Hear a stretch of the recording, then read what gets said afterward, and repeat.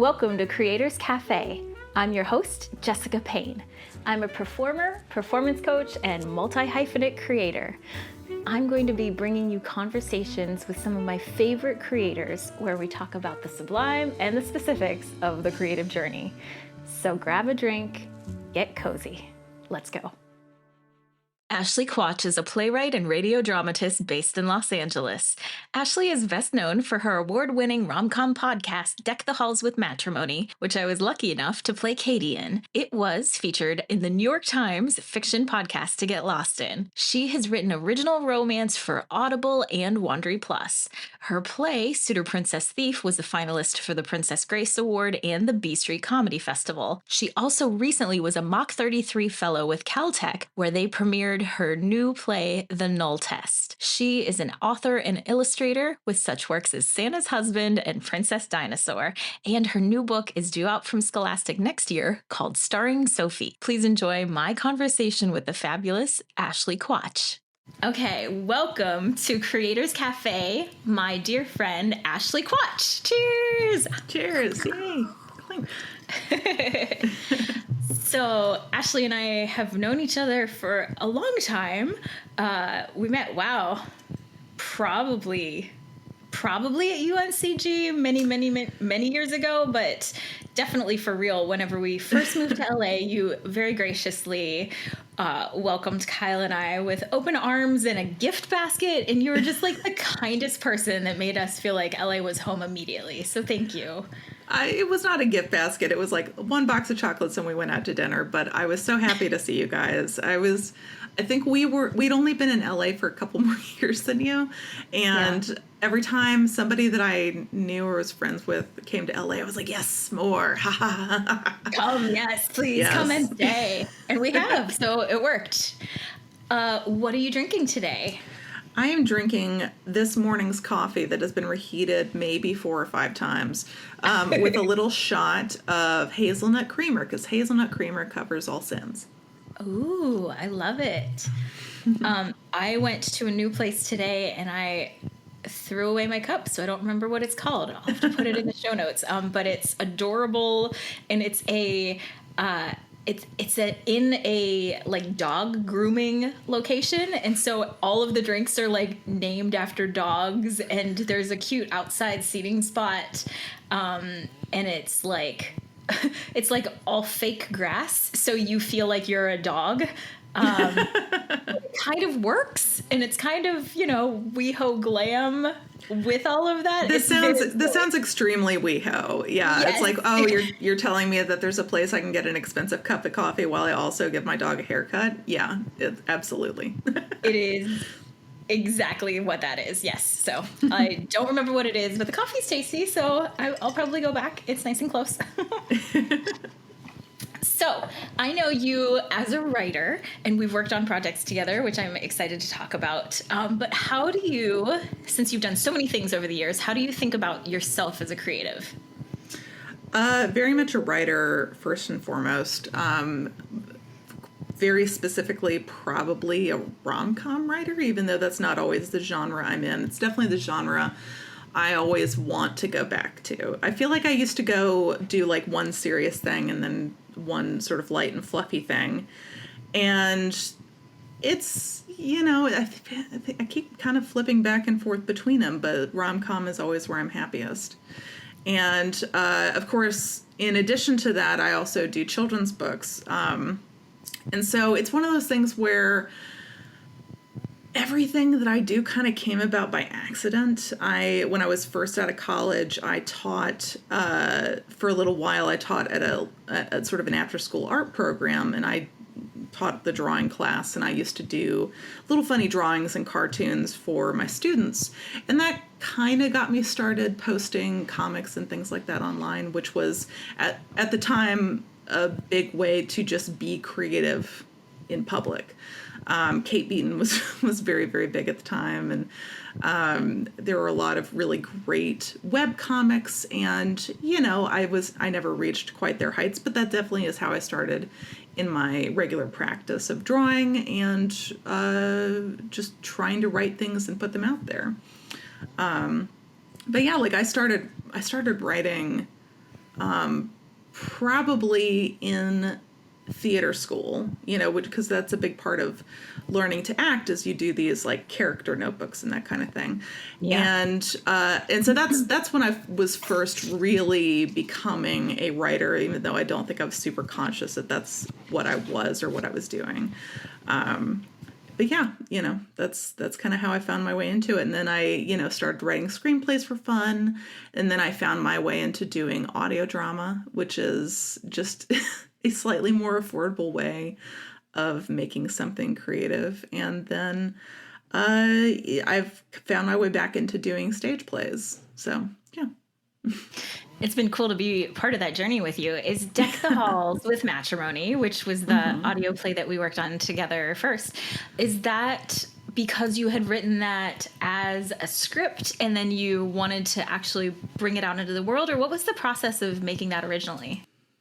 So I, at the time, I had tried to make a couple of short films with kind of, mixed results. I'd written some that other people had produced and directed. Well, I produced on those as well. And then I had made one that I directed, and it's very expensive to make a short film. And it's tough because the stakes are so high immediately, because it's so expensive, because it requires, such a buy-in from such a number of people. And it doesn't really put your writing on display the way that you would like it to, because it's short. The whole point of a short film is to be short. And it's really a better showcase for if you're trying to be a director or a cinematographer. I feel like it's a little bit of a better showcase for that, with the exception, I will say, some people are brilliant at a short. Some people can really be clever and just really show off their genius in the short form. I am not that person. I am long-winded. I have a hard time using one word when four will do. And that's hilarious. So it was one of those things where I, at the time, was really obsessed with a British radio sitcom called Cabin Pressure. John Finnemore is this really incredible genius writer who truly, this is his medium. He was genius at writing for radio. And it was the first time when I realized how visual you could make something for the audio medium. That's really what sets that show apart. The punchlines of the jokes feel visual. And so I kind of started to get into this idea that maybe we could do that. Maybe we could make something that was longer form and in audio. And I just kind of went through the scripts that I had on hand, and Deck the Hall with Matrimony is the one that I decided would work best, partly because it's a very simple premise. You say wedding, people have an instant visual image in their head. It was pretty simple in terms of settings. It's basically 3 major sets. So it's not like doing a sci-fi audio drama where you're creating a whole new visual mental space, and it wasn't like we were flipping back and forth between 20 different settings. It was pretty straightforward, and it was just a really fun ensemble. So really the challenge there was finding the cast, which I got very lucky there. Again, this is one of those things where luck was really on our side, and it was really the reason that it came together in the way that it did, because we had the script, and I'd reached out to you and Kyle, and at the time I was just like, do you think maybe you would want to try to do this? Do you want to come read a couple little parts? We sat in my apartment and read it. And then my roommate at the time, Naomi, had reached out to her friend Keiko, who ended up playing Jackie on the show, and had asked her to read the script. And originally Keiko said no. And then Naomi just really insisted and was like, just read it. And then Keiko said yes. And then it just suddenly, because it was October 26th or something, and Paula, who plays Emma in the show, she was my co-producer on this, and she and I were both like, oh no. She said yes, which means we have to do it immediately, and if we don't do it really fast, we're going to have to wait a whole year to release it. So let's just do it as fast as we can. And that was 2016. Our first rehearsal was the day after the election. And I don't know if you remember this, but like, I think we all kind of staggered in a little winded. And it was one of those things where it was so fun and it was so light. And I think it was just something that we all maybe needed at that moment. It was just something fun to do. And so, yeah, I think we had 2 rehearsals. This is ill-advised. This was stupid. This was just inexperience. We recorded the whole thing in one night. It is not advisable to try to record a feature-length presentation in one night. That was bad. I didn't know. We didn't know, but we got it done, and it just had that feel of a garage band. It was like or just a ragtag group of people pulling together, and Paula's husband's college friend is the guy who was our sound designer, Kevin Rosenquan. And honestly, he was such a genius at this, I had never done this before, it was just sort of piecing together how to get this done. I think I did the dialogue edit, just on my own, kind of figuring it out as I went. I was not a super proficient sound editor. I'm a lot better now. And, it was one of those things where I delivered a dialogue edit to him, and then just a huge list of sound effects where I was just like, this here with the time codes. And bless him, he was just like, yeah, that sounds right. Just wow. kind of, and in the course of editing it, we would, I went and sat next to him, and, we've made adjustments and that sort of thing. I remember one of the biggest challenges in that one, weirdly, I can't remember if it was that one or Deck the Halls 2, but there was something where we had to slap an ass, and it took it's shockingly difficult to make something sound like you're slapping an ass, because most time when you just slap something on a mic, it's just a crack. And so ultimately the answer was to slap both cheeks, and that gave it the shape of an ass slap of a sound. It's stuff like that where it's just it was a lot of fun to figure that out. Yeah. I made a lot of the props that because we recorded a lot of Foley for that, just raw, Yes. I remember I went to Salvation Army and found an old coffee percolator that I wrapped up like a Christmas present, because it rattled around a lot and it made this really great sound. Very, very cartoonish stuff breaking kind of sound. And I kind of miss it. That was one of my favorite props. And yeah, we did so much invention for this show. It was great fun. And so, like I said, the real intoxicating part of this was to come out on the other side of it with something that actually sounded like what I had in my head when I wrote it. That was the thing that, oh my gosh, if I could put that in a bottle, I could sell it for $1 million.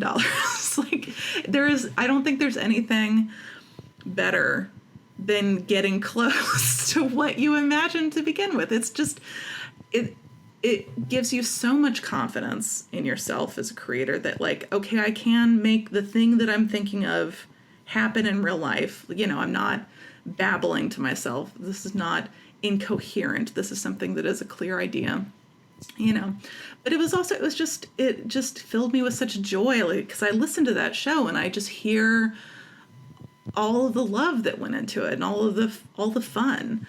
And so immediately, of course, I was like, we got to do that again.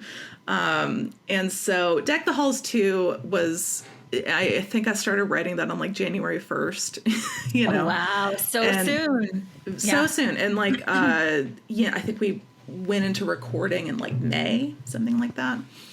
And a little more time for the holidays, just a little more. When it was longer too, I think it was maybe 3 hours long by the end of it. It was divided up into 4 chunks.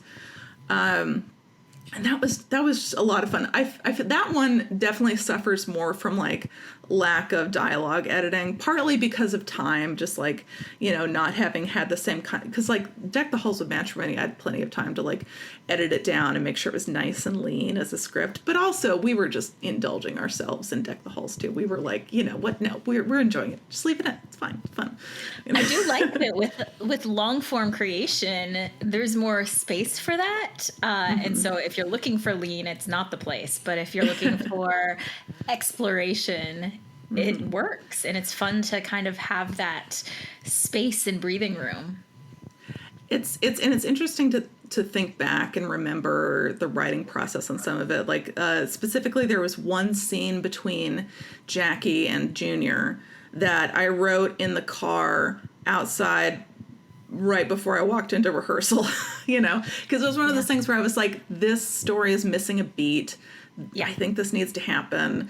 And it was just like, time's tight. You're just like, well, let's hammer it out. Let's see how it goes, But again, that's the pleasure of doing a sequel or a second season of something, is that the character so well, you kind of can just shoot from the hip. Like there's not a lot of groping around in the dark for like, well, what would they do? What would they say? It's all fan fiction at that point, Well, and it's so fun to get to spend time in a character, because that's not something that we get to do as actors very often, where it's not just the original piece that you're presented with, but the continuation of it. What happens in the next chapter in their story? How do they act when they're around all of these different people? How do they evolve? And so it was really beautiful to get to play Katie, who had a real arc and really evolved a lot over, especially number 2. I loved Katie in number 2. I mean, I loved Katie in number 1. It's so funny because Katie is sort of the villain foil in the first one. I mean, we get our soft moments with her eventually, but like, definitely an antagonist. Katie in 2, I love her. I love a sloppy mess, and there's no sloppier mess than Katie in season 2. She's so great, and it's, you feel so hard for her. Here's why I love Katie, and I feel like that, like, I don't think Katie always gets the love she deserves, but I think I love Katie because I think I'm more like Katie than any of the other characters. It's just like, Katie is such a hard nail. She's actually based on someone I knew in school that a friend of mine did end up going to med school with, and she would and in med school, my friend that knew her in med school, she was definitely a hard nail. Was just like sort of very aggressive, very competitive. You wouldn't think that she had a soft side to her, but I knew her in high school, and like, she did have a soft side to her, and she was really a sweet person who has, like, I think sometimes when you're a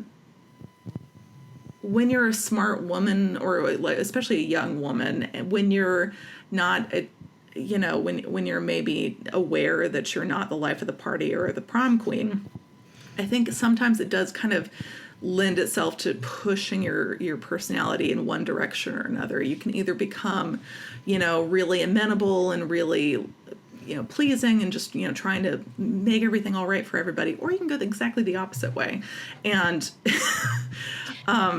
become the shuffleboard winch. What do you call it when you push things down the this is a bad metaphor. I'm really enjoying watching you search for it, though. I do not know what you mean. Maybe a hockey stick is a better thing. It would help if I knew that the terms for like sports equipment.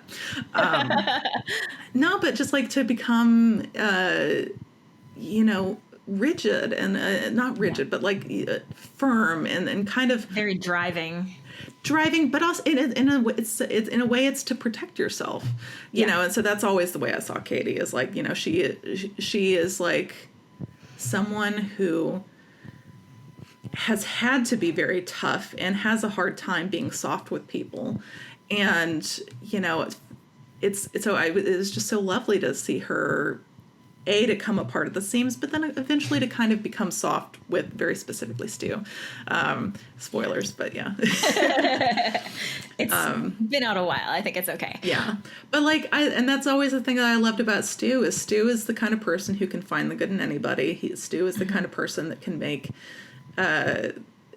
anyone come out of their shell. And, you know, to me, it makes sense. Like, I feel like I've had this conversation. I don't know why I wasn't able to really sell this on everyone in the audience, because sometimes I've had conversations with people where they're like, why Stu and Katie, you know? Mm-hmm. So I don't know. Maybe I think they bring a neat balance to each other too that makes sense to me. Mm-hmm. And we were talking a little bit beforehand about like the idea of like how you present externally to the world versus how you feel like you are day to day to yourself versus how you are internally. And I think your characters, though you're writing in the world of a rom-com, and your characters, like, you literally draw cartoons of us, and they're beautiful and they're so fun, and it does feel like all of the best ways it is cartoony at times because there's these archetypes that you really have fun playing with. But you write such beautiful and three-dimensional characters who have a real arc. What do you think about whenever you're creating a character to make them feel human and fun, but still kind of hit those archetypes that make especially a rom-com, but any kind of piece satisfying for the audience as well? I think I feel like I always end up starting with archetypes. It starts broad and it becomes finer detailed in the revisions.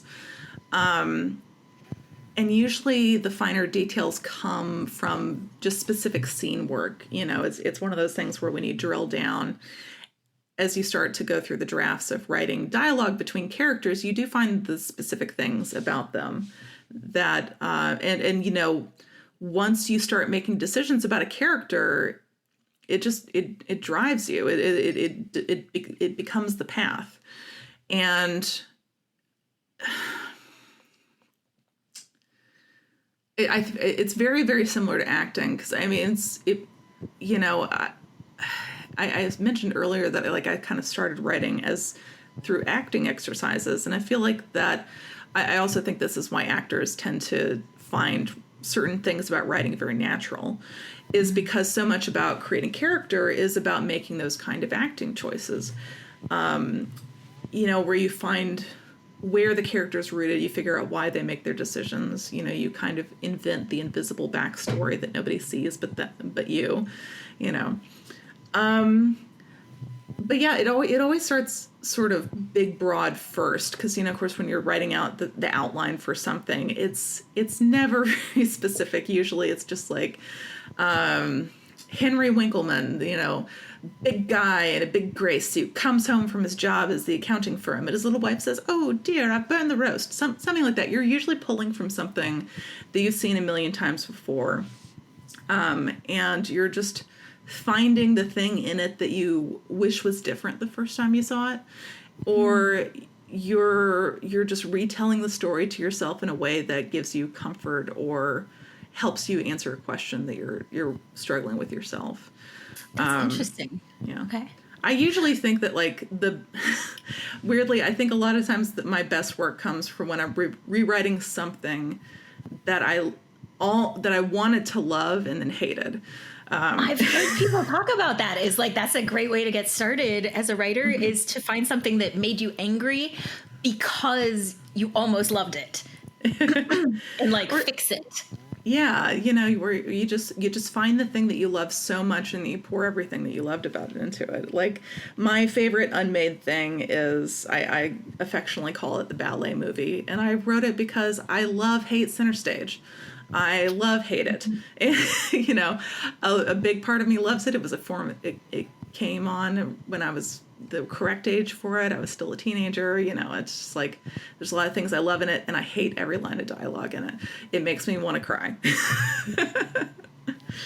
That's funny. So, process-wise, do you start from the outline and outline the plot and then fill it in with character details, or how does it usually work for you? It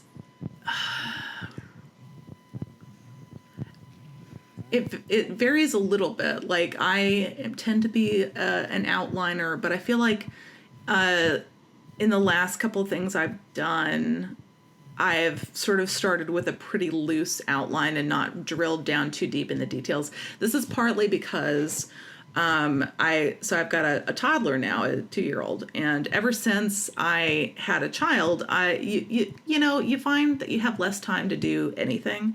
Yeah. And so while it used to be, I feel like I would write outlines that would run like 10 or 15 pages. They would be extremely detailed. You're getting all the beats out, and you still have trouble when you do an outline and you go to draft like that. There will be something that hitches you. I always hit the jump from like act 1 to act 2, and it catches me on my toes every single time. I feel like that's the point of the draft, when you're kind of like, oh, this is stupid. Nobody's going to like this. Why do I bother? And it used to be that I had enough time to just sort of hammer through it and just sit at my computer for like 8 hours a day for like a week, and then I would eventually be past it. And now it's tougher because like I get 1 or 2 days a week when I get maybe 4 hours to myself to actually like sit at my computer and work. And then everything else is like an hour here, hour there, stolen from like 5 o'clock in the morning, 10 o'clock at night, that kind of thing. And so as a result, like the last couple things I've worked on have been much looser outlines, and it's kind of like working out without a net. I don't like it. I don't recommend it. But if it's necessary and you're getting it done, you're finding a way. Well, it's like the thing I'm working on now, it's like I'm definitely seeing the drawbacks, because the thing I'm working on now, I started over twice because I got to about the halfway point and I was like, I am on the wrong track. Oh, interesting. Yeah. So this is like a stage play. And like the first time I was writing it, my friend Eric, he was reading pages as I was going, and he said, "You've got the wrong love interest. The love interest isn't this person. It should be this person." And I was like, "No, I don't agree with that." And then I got to the intermission. So offended. No, but then I got to the intermission. I was like, "Damn it, he's right." He was right, And then this time it was like I was just sort of going, but I realized that I didn't have a strong enough engine. I didn't have a very clear antagonist, and I needed one. And can you actually talk about that? Because that's something that I find people who are not writers don't use as a concept, and it's so helpful. So can you talk about your concept of an engine and then how you applied it? Sure. Concept of an engine. Just throwing that out there for you. But it's something that I hear writers I respect use a lot, and I know what they're aiming at, but if somebody asked me, I would have no idea how to talk about it, really. I think an engine is maybe best summarized by the question, why are we still doing this? So it's kind of like the major dramatic question. Why can't we all walk away?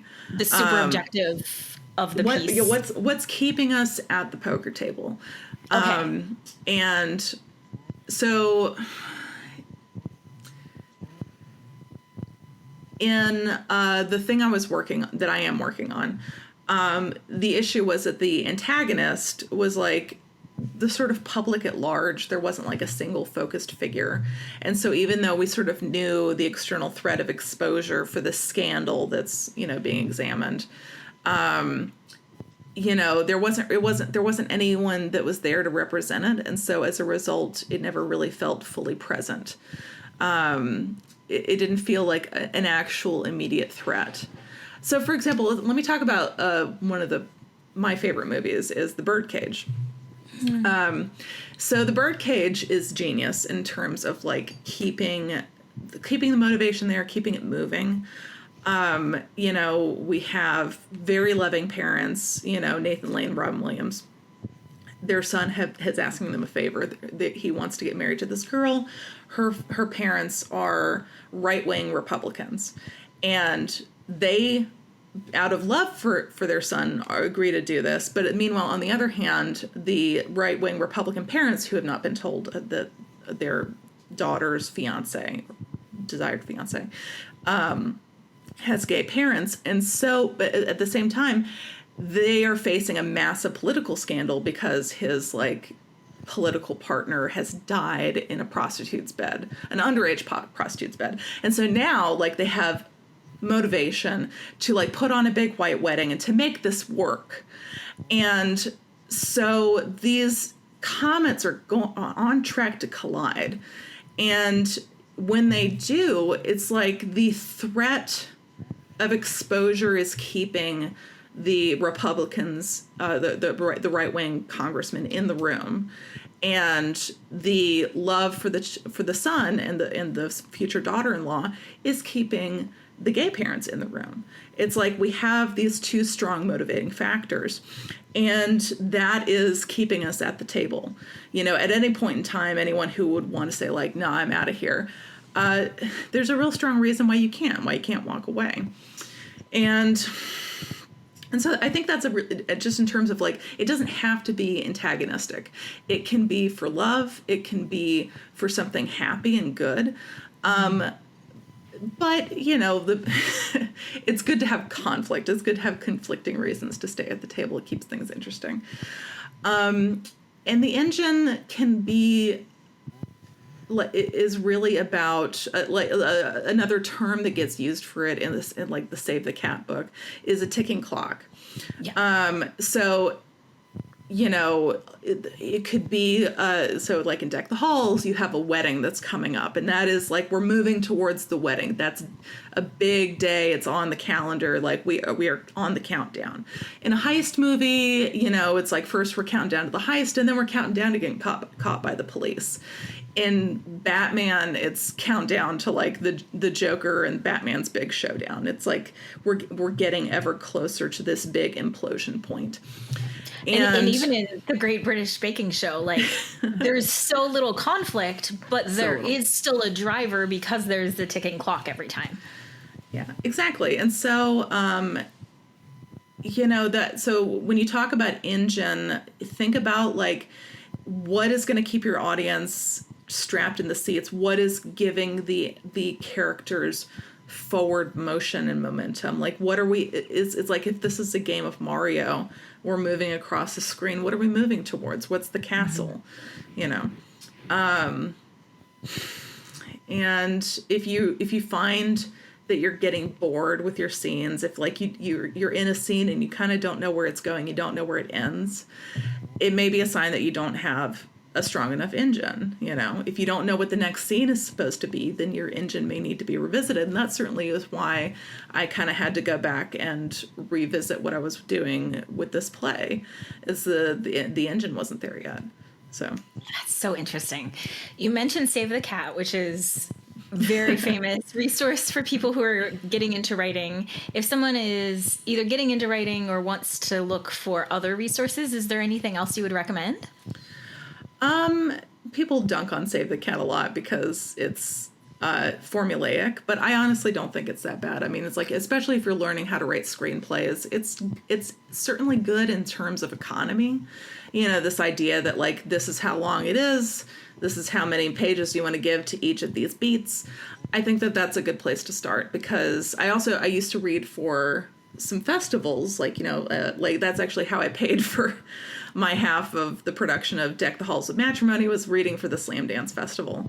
Cool. And I think is does not pay a lot of money, but you know, so I read a lot of scripts, and wow. I got to say, like, efficiency and economy is one of the hardest things to come by when you're starting out. And so it's in that respect, like I do think there's value if you're starting out in screenplays to start with Save the Cat. And people say like, learn the rules and then break them. I think that's a really great way to learn the rules that then sure. you can play with.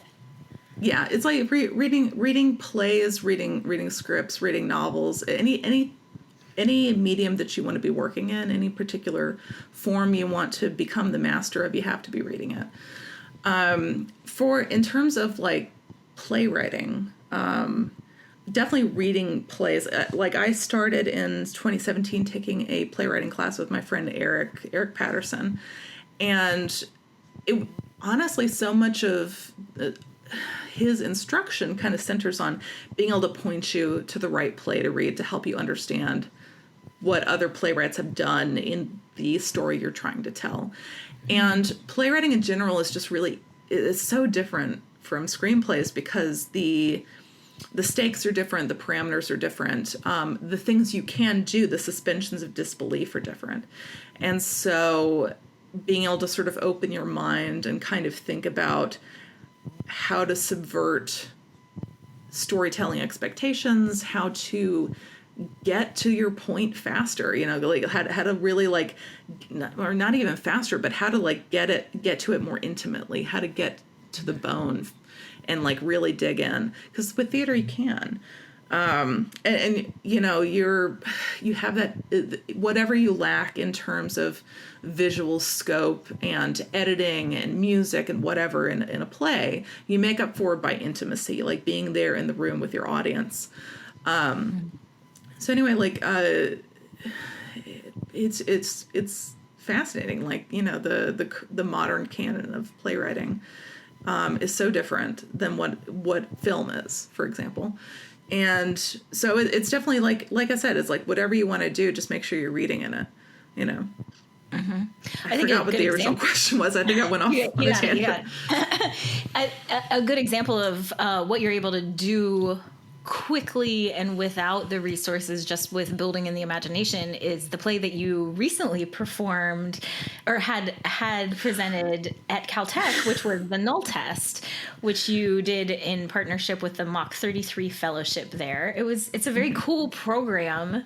And you wrote this whole beautiful, really dark, funny play in a very short amount of time, and had very brilliant people presenting it. And it's cool because, in a way, I think of a lot of times as like TV and movies being able to have a fast turnaround culturally, but like you were writing about things that happened the day before, the week before, and getting them up on a stage so quickly. It was really cool to see that responsiveness and the tech and the ideas there. So can you talk about the Null Test for a moment? Sure. What's great is also it's now out of date. It's like, oh yeah, sure. Everything has changed. So the Null Test came because I'd always wanted to write a courtroom drama. And my brother, who works in AI, had been on sort of harping on me for a little bit to write something about AI. And I had applied to the Mach 33 lab with basically like 15 pages and a general pitch. The idea being a CIO,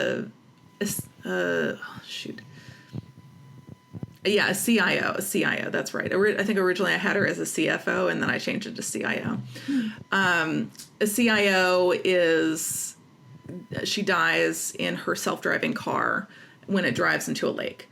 And the result, the thing that made her car crash ends up sort of filtering out into the entire fleet of automobiles. And with these massive casualties going on and destruction of property and whatnot, there sort of comes a public cry for, justice. And so as a result, the CEO hands over the person who created the technology to be tried for her death. And there we follow the story of this engineer who has been training an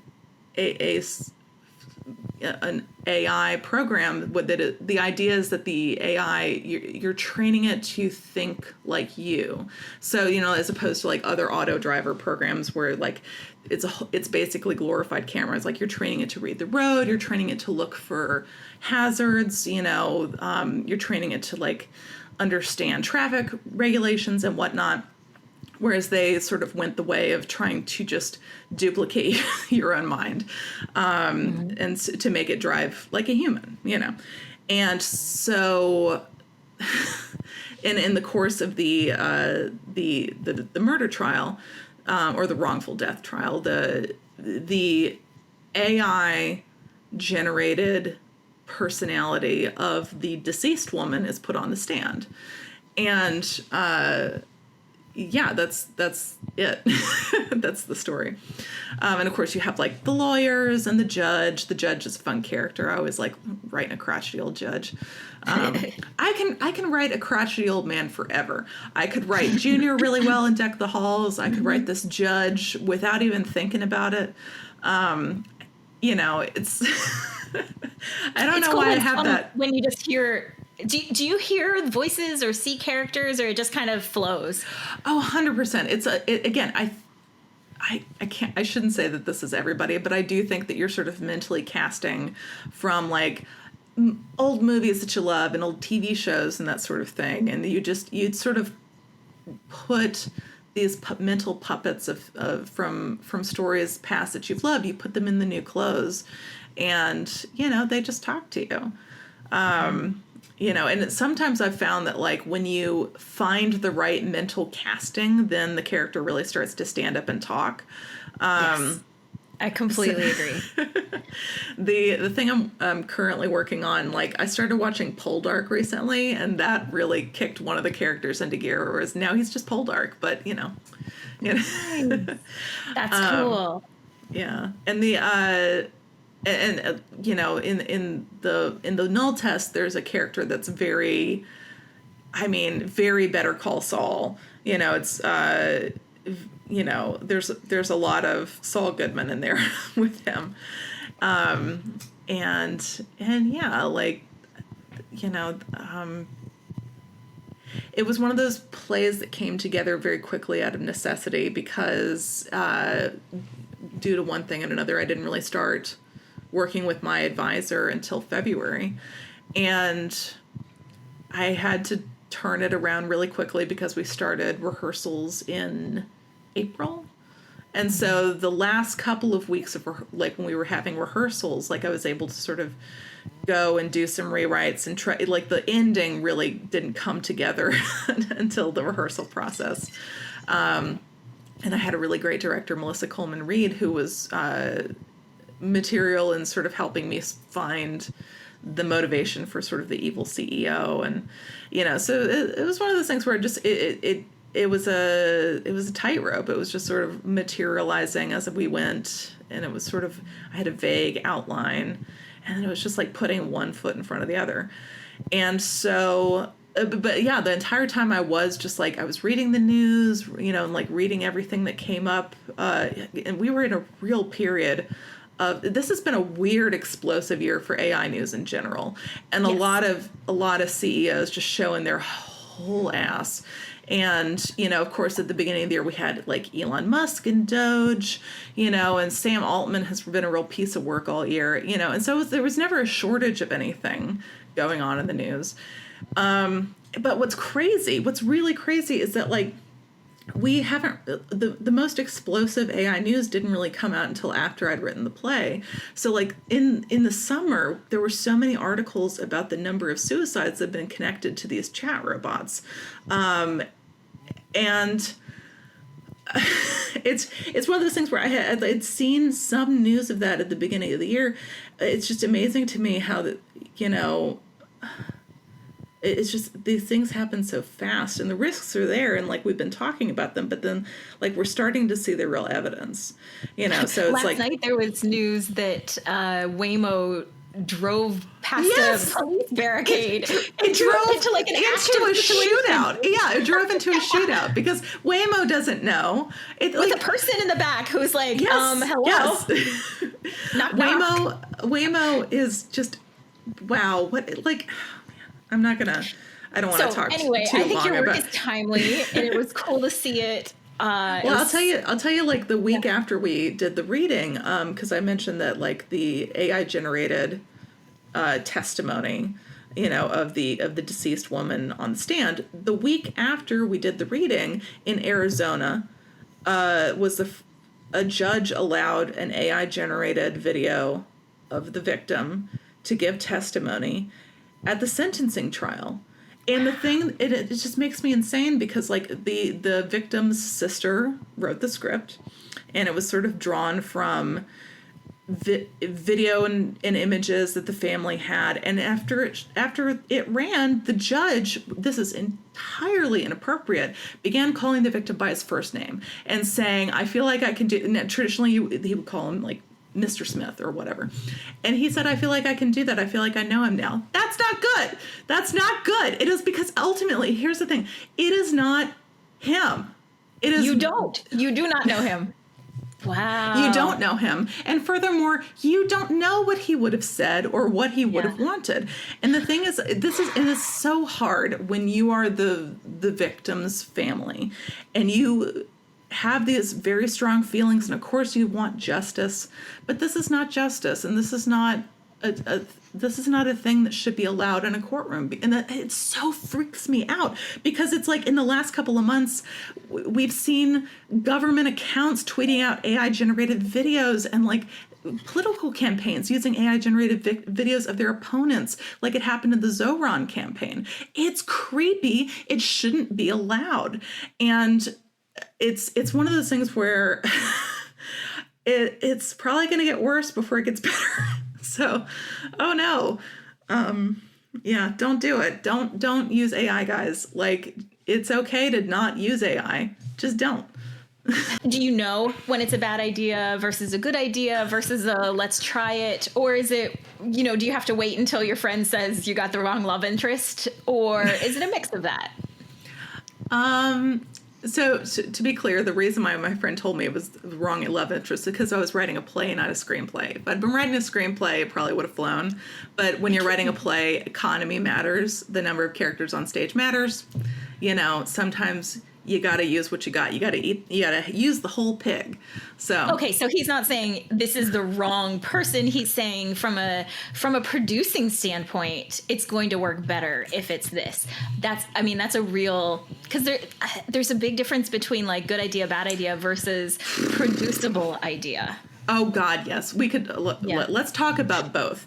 Yeah. So do you know when you have a bad idea versus a good idea? I don't think so. I think when you have a good idea because it really energizes you. Something really lights you up. You can't stop thinking about it. You're like, yeah. It's like, when you have a great idea, that there's something juicy there. Even if you don't execute it well, you know that the idea itself has a lot to offer. It's like when we have the first idea, the thing where we're like, oh yeah, I'm going to write this thing. I've got this idea for this. It's like making eyes with someone across a bar. You're just like, it's the first flirtation. It's the first interest. And you're like, yeah, I could see this. But like the good idea is like the first 5-hour conversation you have with that person, where it goes from being, because most good ideas are interchangeable. And that's honestly one of those things where I feel like the longer that you do any creative practice, you kind of learn like any good idea is great. You're not going to get to all of them. Keep a list. You'll get to it when you get to it. But then sometimes you do get that great idea which is the extension of that first idea where like I said, it's like you're really falling in love with it. You're really getting into it. You finally sink in your teeth and you found the thing that is the next step, the next idea.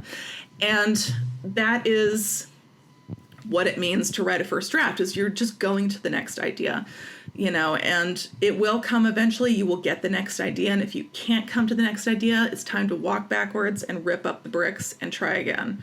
There is no such thing as an idea that you can't finish, but sometimes it does require ripping things apart and trying again. And, and sometimes you don't want to put that much work in, and that's fine. Like, not every project gets done.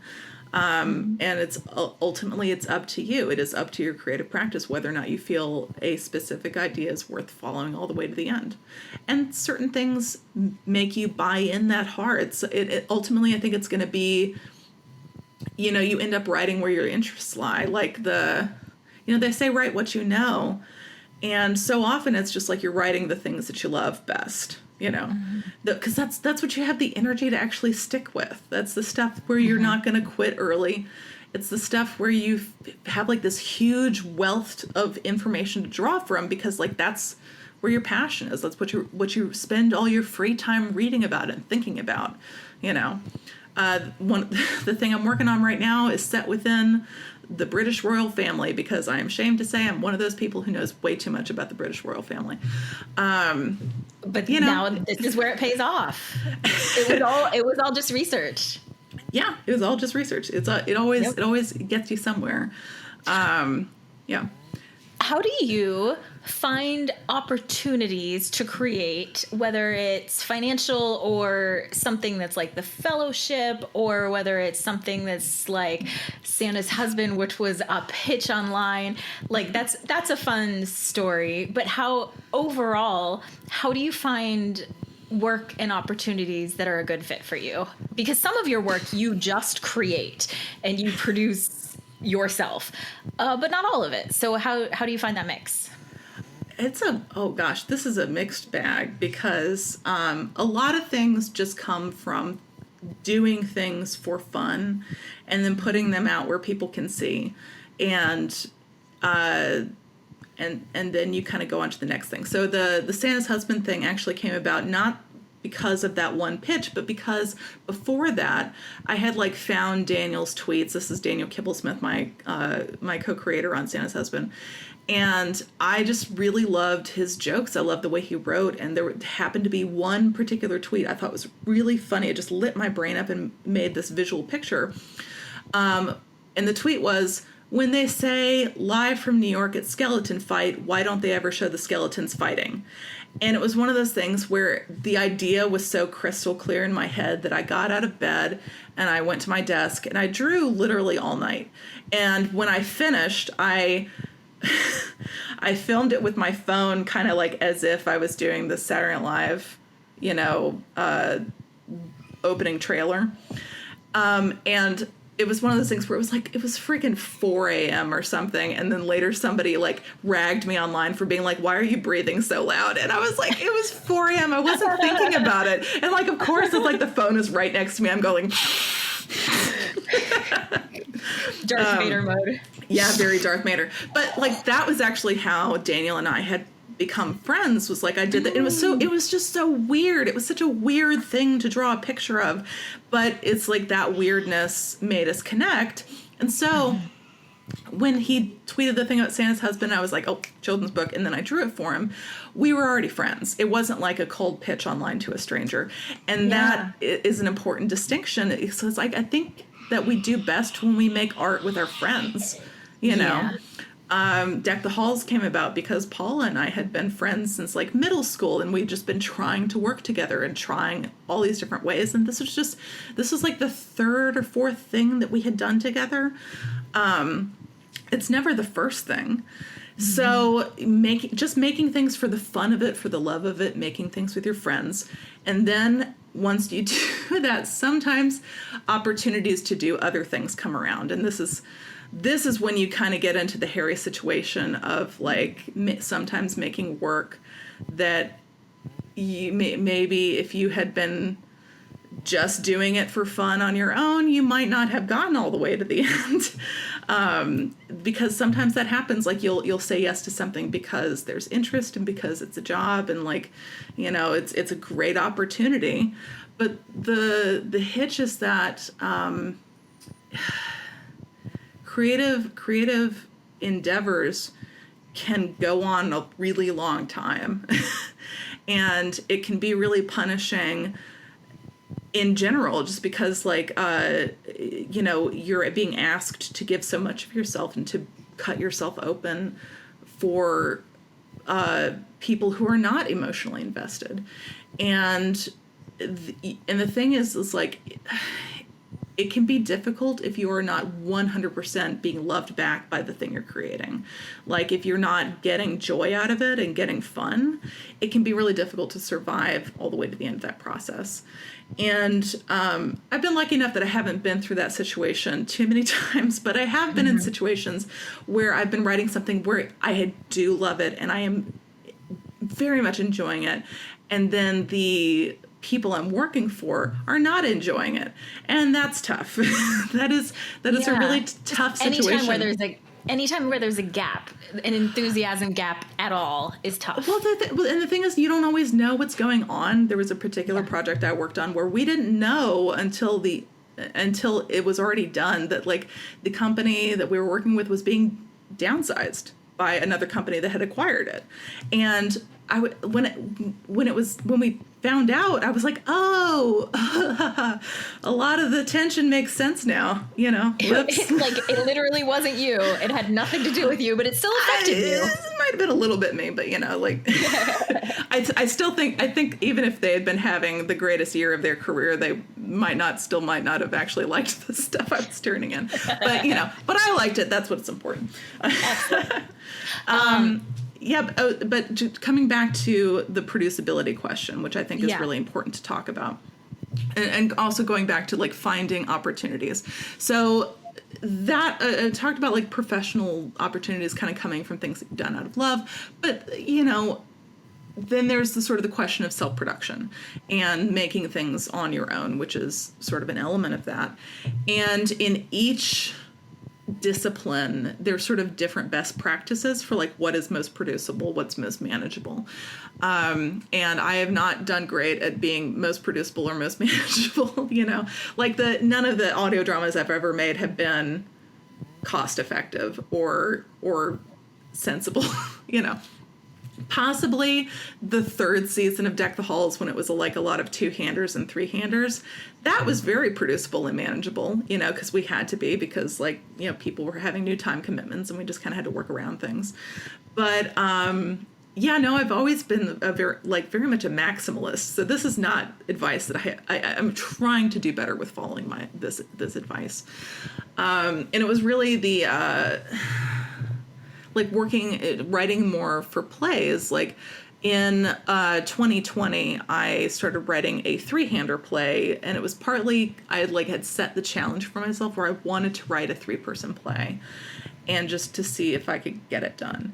And I had to be that strict with myself in order to actually get there, because I've definitely found that my flaw is like I will add a character in a heartbeat. I'll be like, this is lagging a little bit. Like maybe we just need to add a little character here. Like, here's a funny joke that doesn't fit in any mouth that I've got on stage yet. How about a new person? Yeah. It's terrible. Well, and I think I'm attracted to the large world and the large ensemble. So that's one of the reasons I love Deck the Halls, is there's so many fun characters.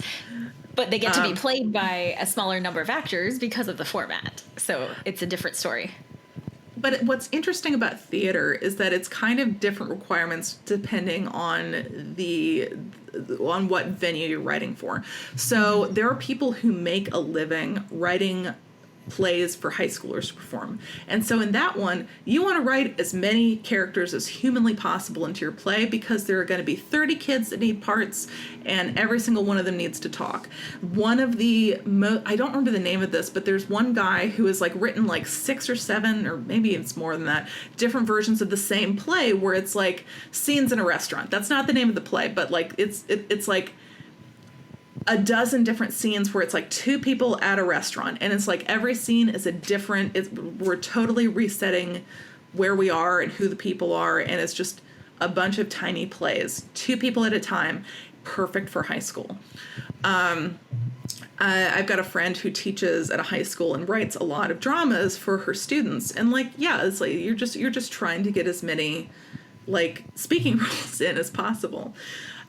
Meanwhile, for like your average community theater, you're looking at like kind of a max of like 6 or 7 actors. Like you can have as many characters as you want as long as people can double up, but 6 or 7 is sort of the cap. And that's pushing it. Like they would really love it if you could get it like 4 and under, you know, that sort of thing. But then it would be so weird on film if you were having the same person play multiple characters. So you'd much rather just hire another person for the day. And you've seen in like it's interesting. It's always interesting to me to see film adaptations of plays, because a lot of them do struggle with that, because something that is really intimate and really active and interesting as a play, where it's like Night Mother, for example, 2 people. And the plot of that, spoiler if anyone's never read my Night Mother, a woman is telling her elderly mother that she is going to go into the next room and kill herself. And that's the whole play. That is the entire play. And talk about an engine. Like, there is a very definitive end we are driving towards. One of the characters doesn't want it to happen. The other one says, no, it's going to happen. That's the whole play. Yeah. And sometimes it can be that simple. I hate to call Night Mother simple, but, in terms of engine, it's incredibly simple. Well, it's sophisticated, but it's simple. Yeah. Yeah. And so yeah, like, but if you were to imagine that made into a movie, it would be a very difficult movie to elevate in terms of visuals. Yeah. My favorite play to film adaptation is obviously Doubt. I shouldn't say obviously, I should say absolutely, but Doubt, because like, again, that was a 1-act play with, I think, like 4 characters. And then it just became this, maybe it was 5, but it was like very rich, full world. Yeah. And full of these great visual details that like, and of course, like the man who wrote it, John Patrick Shanley, also directed the movie. And, you have to, you feel that like these details were all in the play already. They were just in him. Yeah. So anyway, it's just really interesting. But yeah, so producibility is really, it's the other thing that's tricky about producibility is like getting an audience to come, getting an audience to look at your thing is, and I don't have a good answer for that. Like, Deck the Halls was all word of mouth. It was just me posting about it a million times and like, Well, but it got that traction, and then it got on lists, and it got in the New York Times and on Spotify and all of the fancy things because it met the audience where they wanted to meet, I think. And it matched the tone of what people were looking for and the time of what people were looking for. And it also had the benefit of not having a lot of competition in terms of genre within the and like, to be fair, like there's not a lot of people beating down the door of audio dramas in general. Like, it's still a pretty small marketplace, but there's not a lot of like light romantic comedy in the you get a lot of horror, you get a lot of sci-fi, but in terms of light comedy there's just not a ton of it. And so I think that was I don't think it was difficult to like stand out in that field when sometimes it's nice to just listen to something cute and pleasant. Yeah, definitely. So, it filled a real need, and there was not a lot of things in that niche. Sometimes you don't know you want a cookie until you are presented with it, and then you're like, oh God, yeah, I really wanted this cookie. Yeah. Yes, exactly. Yeah. Okay, what is your creator's challenge for my audience for something that they can simply do to kind of go from idea to now this thing exists? Ooh. I am inspired by your Daniel Kibblesmith skeleton drawing, because it's almost like so much of, you've got Santa's husband, you've got Princess Dinosaur, you also illustrated, you've got Sophie, which is a book that's coming up that you're creating, and you've got Skunk and Love. All of that because of one drawing that you did at 4 a.m. when you were inspired by somebody's tweet. So I would love to have something that kind of comes from that, like, find something that inspires you and make it kind of world, but how would you put your spin on it? So I was thinking about this. There's a comic artist I really love whose name is Linda Berry. She's sort of one of the OG autobio comic artists. I strongly recommend reading her books. She's got a character named I don't know how you pronounce her name, Marley. So I think it's Marlys. Okay. So I was always a little iffy about how to actually pronounce that. But I just always loved that character. And she draws these sort of crude but charming figures with pencil. And so it's got that kind of like nice sort of edgy quality that you can imagine like doodling on your notebook paper and getting that same kind of, lively, unpolished kind of feel to it.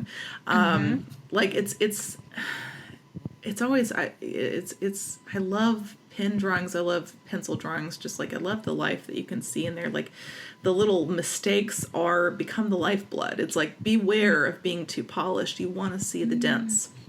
So, Linda Berry teaches cartooning class, and I don't remember which college, but she sometimes posts some of her lessons and prompts that she does on Instagram. And something that she starts a lot of her students with is just doing 4-panel comics, which is a great way to start. It's sort of like enough space to kind of tell a very brief story and end with a joke. Mm-hmm. And a lot of times I think the prompts sort of start with autobio, like everyday life. Tell me a story from your life in 4 panels. And I would encourage, let's put in a slightly more specific prompt here. I want you to draw a comic about a stranger that you met and really think about how to draw them. Like, just don't be afraid that you're bad at drawing. Nobody is. You can draw, I promise you. There's a really great book that Quentin Blake wrote. Quentin Blake is the guy who did the illustrations for all of Roald Dahl's books. It was a Klutz book, and I think it was called Anyone Can Draw. And his philosophy is just that, yes, you can draw. It just has to look enough like what you're trying to get at. Like, he draws a pair of glasses, and it's 2 circles and a stick, and he's like, done. And that is all you have to do. It just has to kind of pretend you're playing Pictionary with us, your audience. You just have to get close enough. Yeah. And so pick somebody that interests you, that you have encountered in your everyday life. You don't have to have had a big encounter with them, but see if you can find 4 panels worth of story to tell me about them. So that is my suggestion. And in addition to your 4-panel, spend some time doodling them. Like, get comfortable with it, because let your hand break in the character before you go to draft. And you could probably think about that the same way when you go to write any kind of play or creativity. You got to spend some time with the character, breaking them in before you get there on the page. So yeah, put them in different situations before you put them in the real one. See how they would respond. Yeah, doodle them. I like that. Yeah. Okay, where can people follow you? Oh Lord, I'm so bad at social media, I will admit. But I intend to get better in the new year. That's a little resolution. It's not going to happen. I help people with that now. Let me know. I'll help you. I am at Sasquatch Comics, and that is spelled SASSQUACH, because my last name is Quach, and sass like I'm sassy. So SASSQUACH Comics, COMICS. And that is on Instagram. It is also on Twitter, because I have not deleted my account yet. And I'm also on Blue Sky, but I'm also not on Blue Sky because I never check it. I think you're underselling yourself, and so that's my pitch is go visit Ashley and follow her. She will put things up there. They'll be lovely and fun. I will definitely have to put a lot of things up there next year because I've got a book coming out. Yeah, go buy my books. That's the way you can buy. How cool is that? Go buy Santa's Husband. It's Christmas time. I don't know when this podcast will come out, but it's Christmas time now. And you should go and buy Santa's Husband. But you should also really download Deck the Halls of Matrimony and listen to that because it's the best. It's my favorite thing I ever did. I love it so much. Oh, great. I adore it. I adore it. And I play Katie, and my husband Kyle plays Stu. So they're so good. And Paula, who's also a guest on the pod, is our romantic lead. So yeah, it's a big happy family full of, and Keiko from the Gilmore Girls is the other lead. So it's Keiko, our big TV star. Yeah, well, and like everybody, like Jesse and Casey and Ian and everybody who's been in the whole process has been really outstanding. Everyone's like humans great. and actors and everything. Jesse was on the paper this year. I don't know if you saw that TV show. Yes. I gotta get him on And here. Casey, of course, she is like in all the LA theater. She's so incredible. She went to the Edinburgh Fringe Fest last year. It's just Stefan. I mean, she's killing it. She's killing it. Well, Ashley, thank you so much. Thanks for a great conversation. It was fantastic to catch up with you. And it was great to catch up with you. Let's please do it again without being on a Zoom in person. What? Yeah. All right. Well, thank you so much, and cheers. Cheers. Yay. So good to see you. Join the community and share your creative challenges on Instagram and Facebook at Creators Cafe by Kika Labs. And also check out my website, kikalabs.com, KIKALABS.com, to sign up for the mailing list so you always know when a new podcast is released, and to check out my coaching and digital courses to help you be a more confident and joyful creator.